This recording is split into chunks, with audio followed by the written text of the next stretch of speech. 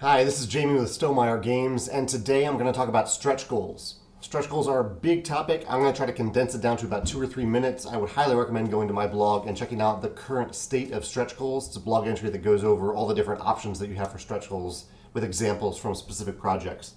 So the core concept of a stretch goal, at least the original concept, is that based on economies of scale, if you can make more games, then you can put more stuff in those games for the original cost. So if you have a game that costs $10 to make at 1,000 units, but you end up making 5,000 units, then the cost goes down so much that you can add some more stuff while still making it for about $10 per game.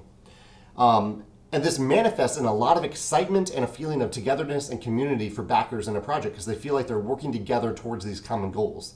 Every pledge results in moving towards the next stretch goal, which feels really good. It feels like you're part of something bigger than yourself.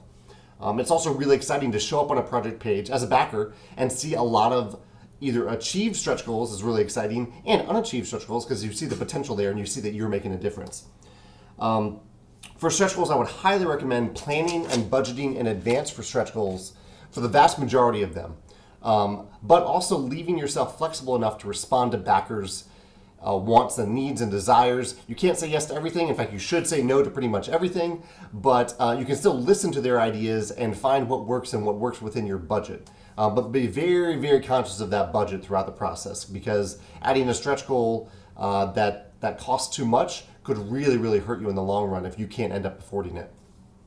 It's important with stretch goals to start out with a solid core product. Don't make it look like you're holding all these things back that should be in the game. Just for the sake of having stretch goals, which is in effect what a stretch goal is. You, as a creator, you are essentially holding stuff back from the game, but you're doing it for good reason. You're doing it for that economies of scale reason, and you're doing it for that community building reason, which is a legitimate reason to do it. I would recommend having a mix of small and large goals.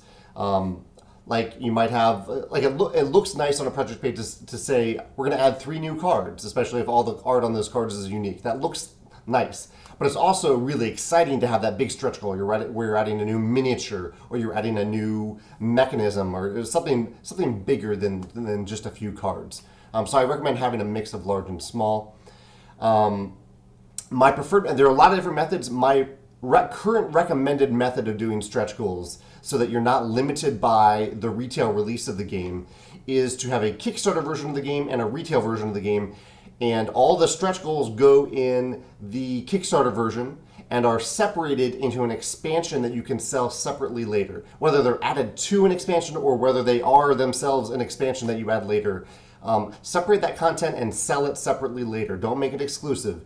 That way you can delineate between, or clearly delineate for backers, the version that they'll buy if they wait on the project and get it in the store, and the version that the Kickstarter backers are getting, but you're not making it exclusive to them. You're still making it accessible to people who discover the game after Kickstarter.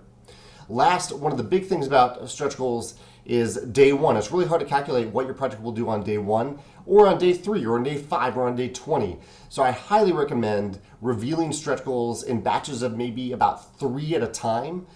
Start off with day 1 on your project. Have 3 stretch goals there so people can see them, but wait a little bit to reveal the next 3 until you see how the project does on day 1 or on day 5 or day whatever, so that you can space out those stretch goals strategically. In the end, it is somewhat it's up to you to determine what those levels are because the economies of scale get really, really muddled. In the end, you're going to be spending more money than you thought you would, but you need to do it in a responsible budgetary way for your benefit and for the backer's benefit. So space those stretch goals out so that you have control over it rather than putting them all up there on day 1 and then you relinquish control and you might reach the final stretch goal on day 1 of your project, which would be exciting for backers, but terrible for you because then they have the expectation that you have a whole bunch of other stretch goals lined up for the remaining 20 days of the project. So make sure to space them out and just reveal them in small chunks. Lots more here. Go to my blog and look at it at kickstarterlessons.com or reply in the comments. I'd love to hear what you think about stretch goals. Thanks.